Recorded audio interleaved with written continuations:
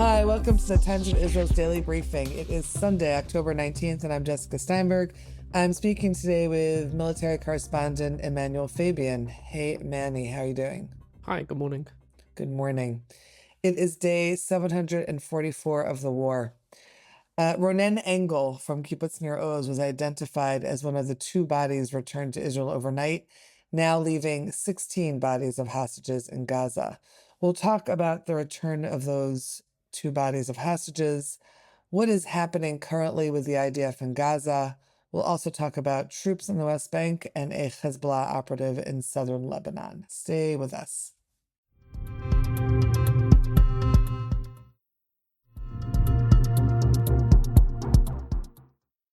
Okay, Manny, so we are now at the count of 16 bodies of captives in Gaza. What can you tell us about where we are right now on that?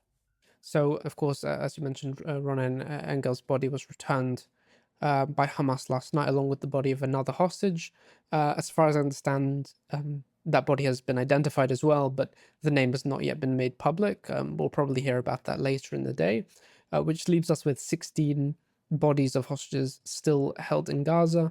Hamas has been saying that it's unable to return all of them immediately. It needs special equipment to reach some of them. Of course, Hamas held many of these bodies in tunnels underground. Israel has accused Hamas of, not working fast enough, that it does have access to some of these bodies. It hasn't been returning them quickly enough.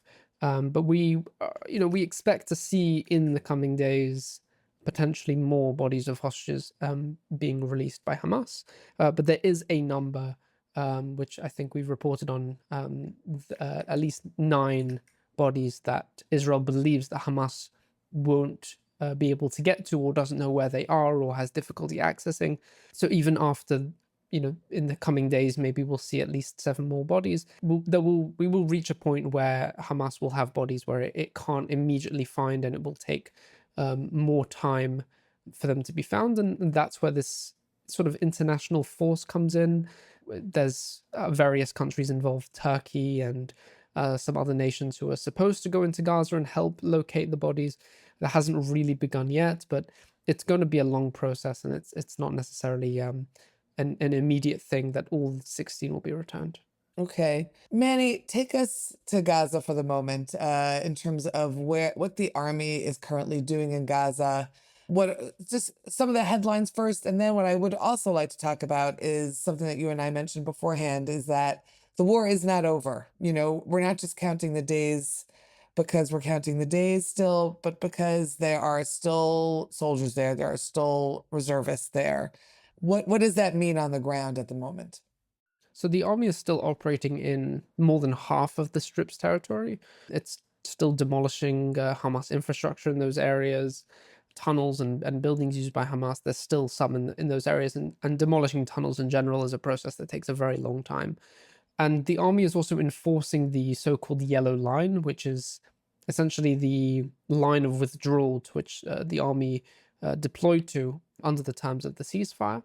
And essentially Palestinians who have crossed this border and have approached troops, and after ignoring warning shots, have been killed. There was an incident on Friday where 11 Palestinians were killed in a vehicle that was approaching Israeli forces well over the line already. So this morning, the army has actually begun to demarcate the yellow line with these concrete blocks, these yellow painted concrete blocks, and these metal signs that will essentially mark the boundaries so that Palestinians don't cross it and approach Israeli forces in the area. And of course, in potential future stages of the deal, Israel will withdraw further back in Gaza. So I'm assuming at that point these sort of physical markers will be moved alongside them, but we don't know when exactly that's going to happen. So as of now, the army is deployed still to 53% of the Strip. Most the army's posts are actually close to the Israeli border, so not all of it is being held with ground troops, but the army is enforcing that no Palestinians enter those areas amid these continued operations. And there have been actually and there was an attack on troops, I think it was on Thursday or on Friday, where several Hamas operatives emerged from a tunnel in the Rafah area and opened fire on troops. So it's, there isn't a complete cessation in fighting in all areas. There's still suspects trying to approach Israeli forces. The army doesn't always know if they're, Palestinians trying to return to their homes or if they're actually Hamas trying to launch an attack on troops. So it's still very tense, the situation in Gaza. And any sense, I don't know if you can answer this, if it's more enlistees as opposed to reservists? Do we have any sense of like what is the breakdown in terms of numbers at the moment? Most of the reservists have been sent home, but there are still reserve units in Gaza and also on other fronts as well, in Lebanon and in Syria and in the West Bank. But a lot of the standing army as well, like the some of the brigades had been operating in Gaza since the beginning of the war and didn't have any breaks at all. So during the ceasefire, they're now being given a short break, and then they'll be swapped in and out, sort of a rotation with the reserve forces and with the standing army. So it's hard to really break it down currently because they're sort of constantly rotating in and out of Gaza. But the war is far from over in that sense. Yeah, so right now, I don't think Israel considers the war to be over, despite sort of Trump announcing that the war is over. Or trying to change the name in the Knesset. Well, yeah, so they're trying to change the name to something else. I don't know how to really translate it. It's Kuma. Takuma, right? Yeah, Rebirth. rebirth, something like that. But as far as the army's concerned, we are seeing already signs that the IDF considers the war to be over. We saw an announcement the other day of the IDF establishing a committee to locate soldiers who could receive top-tier citations for their actions on October 7th and during the war. And historically speaking, such awards and medals are only given after the conclusion of a war. So if they're already establishing a committee to look into this, then it does signify that the army considers the war to be close to be over. On the other hand, we're still seeing Eyal Zamir, the IDF chief, and other top generals still wearing their field uniform, not their dress uniform. The second they move to their dress uniform, I think that's when we can officially say that. That's interesting. That's how we know. Okay. Yeah, because during a war, the army said that all officers can wear their field uniform or their work uniform at all times, even when they're in the office. But I do believe that potentially in the coming weeks, maybe coming months, if this, the ceasefire continues, then we will see the army change that regulation back and officers will start walking around in their regular dress uniform known as Madei Aleph in Hebrew. And then, Manny, also there was that statement that Eyal Zamir, the chief of staff, made, maybe it was early last week, I've lost track of the time, where he talked about sort of looking at the army, looking at the IDF post October 7th and sort of digging in there and I guess reshaping it, cleaning up, getting a better understanding of where the army was before October 7th and where it is now. I would imagine that's also something that's only done when you are done fighting a war. Right. So there's the army sort of began these investigations into October 7th and into the war several months into the war itself, and most of them were completed and submitted to the former chief of staff, Herzl Halevi. And then when Zamir entered the role, he ordered a new team to sort of examine those investigations and then, based off of them, bring conclusions and even personal sort of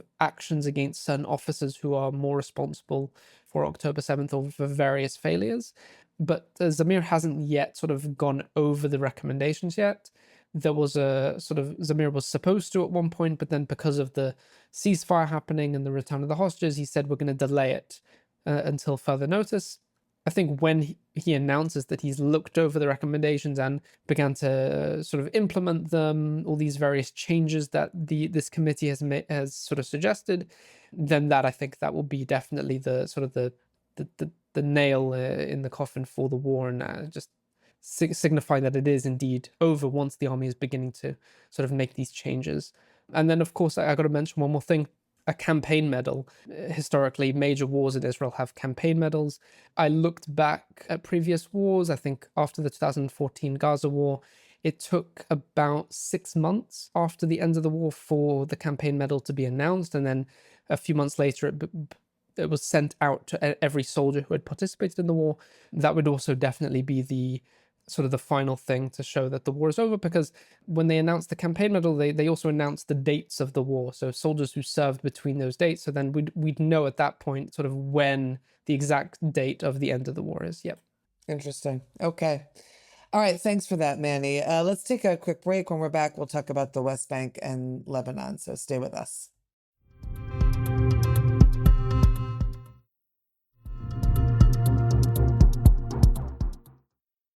Okay. Troops in the West Bank, obviously, that has been going on for quite a while. What are we hearing about right now that is making the headlines? So on Saturday evening, troops were operating in Tubas, which is in the northeastern West Bank. And during this operation, a Palestinian hurled an explosive device at troops. It moderately wounded two of the soldiers. They were both taken to hospitals for treatment. The assailant who threw the bomb apparently managed to flee the area. And then we saw over the following hours from Palestinian media that the army had deployed additional troops to Tubas, blocked the entrances to the town with earth barriers. And this morning we saw a report from Palestinian media that the army blew up an apartment in the town during the raid. We haven't heard additional details from the IDF yet, but this is definitely a more significant incident. In the past several months, we've seen definitely a decrease in the amount of attacks coming from the West Bank. There's been a few, I would say, isolated terror attacks here and there, and a few isolated attacks on Israeli troops, but definitely down from what it was at the beginning of the war, or even before the war, where we saw, explosive device attacks or shooting attacks on troops almost every other night in the West Bank. And especially an incident with injuries has been increasingly rare in the West Bank, and the army is now searching the area for the assailant. And then we also saw over the weekend several attacks by Israeli settlers against Palestinians, including this morning there was a report that Palestinian olive pickers were attacked by settlers near Ramallah, and their cars were set on fire. We haven't yet heard from the Israeli police or the army on this incident or the others that were reported over the weekend, but definitely things are heating up a little bit in the West Bank with the ceasefire in Gaza. So that's what I wanted to ask, right? In other words, is there more control over the West Bank? Is there a sense that there has to be more control? Right? How would you typify it in that sense? I think the army has essentially managed to maintain the West Bank as a relatively calm front during the war, even from the beginning of the war. And then at the beginning of this year, the army deployed itself to the refugee camps in the West Bank, in Jenin and Tulkarem and in Nablus, and this decreased the amount of attacks emerging from them by Hamas, by Islamic Jihad. And they're still there. They're still deployed to these areas for basically indefinitely. And I mean, it's a bit of a sort of a complicated situation for the army to remain deployed to these Palestinian cities permanently, but right now this is what the defense minister has ordered, and Israel hopes to sort of maintain this as a calm front. But of course, when all the focus is away from Gaza now with the ceasefire there, this could basically result in the West Bank erupting. There are several, I mean, Israeli officials were worried that over the Jewish holiday season, Sukkot, Rosh Hashanah, that the West Bank could sort of boil over, but it didn't, from what we saw. Which means what? Which means that it's still definitely at this sort of simmering point where it could boil over, depending on any sort of trigger that could happen, which is what Israeli officials are worried about. Got it. Okay, and then turning to the north, you said to me before we started recording that where you and I are going to talk about a strike that killed a Hezbollah operative acting in breach of truce in southern Lebanon. But you said to me something happens, I think you said nearly every day. Yeah, so if you could take us through that a little bit, that would be appreciated. Yeah, almost every single day we see the IDF strike Hezbollah operatives in Lebanon, especially in the south, those who are sort of in breach of the ceasefire agreement. So the strike on Saturday targeted an operative who, according to the army, was operating heavy machinery in an attempt to restore Hezbollah infrastructure in the area, an area that was also the infrastructure that was destroyed during the fighting last year. And again, not the first time. There's been several strikes recently on engineering equipment. There was a strike about a week ago on hundreds of construction vehicles that were, according to Israel, used by Hezbollah to rebuild its infrastructure in southern Lebanon. And this is going to continue to be, I think, an almost daily thing. There's been hundreds of Hezbollah operatives who've been killed since the November ceasefire. We're almost getting to a year since the ceasefire began, and it hasn't stopped, and we haven't actually seen any response from Hezbollah. There was one incident about a week into the ceasefire. Hezbollah fired a few mortars, but since then have not responded at all to Israel. So these are individuals, these are bands, so to speak. Like, what do we think this is? They're individual Hezbollah operatives who are, I mean, as far as we understand, since Hezbollah was essentially decimated in Israel's fighting against it, its leadership was killed, all of its top commanders were killed. So Hezbollah, according to Israel, is reorganizing, is trying to regroup, it's trying to rebuild its capabilities. Its aspirations to destroy Israel haven't gone. Iran is still trying to supply them in various ways. And this all comes while Lebanon itself, the Lebanese state, is trying to disarm Hezbollah. But they haven't given up, and they likely won't give up, and they're trying all sorts of different ways to try and rebuild. Another incident on over the weekend, the army operating in Syria, on the Syrian side of Mount Hermon, where the army has a post, foiled a smuggling attempt of weapons from Syria to Lebanon, potentially to Hezbollah, or likely to Hezbollah. And that's why the army is actually deployed in the Mount Hermon area of Syria, because it can see over the whole Lebanon Syria border and prevent such smuggling. So the army detained several suspects and seized a cache of RPGs and grenades and ammunition that was intended likely for Hezbollah. And this is going to be an ongoing thing. Even though there's a ceasefire, Israel is continuing to prevent efforts by Hezbollah to regroup. And even though there are two governments that are trying to create a different kind of reality in both countries, it's going to continue going on. Essentially, yes. And I think if you want to go back to Gaza, I think we're going to see something similar in Gaza as well. There's a ceasefire there. Israel will abide by it. But if they see Hamas preparing to carry out an attack, preparing to regroup, preparing to build rockets, then I think if the US supports it, then Israel will strike those attempts. Got it. Okay. Thank you, Manny, for enlightening us on what's going on over there. Appreciate it. Thank you. And thank you for listening to the Times Visual's Daily Briefing. Stay tuned for tomorrow's installment. This episode is produced by the Podwaves. Until next time, take care, be well, and have yourselves a good week.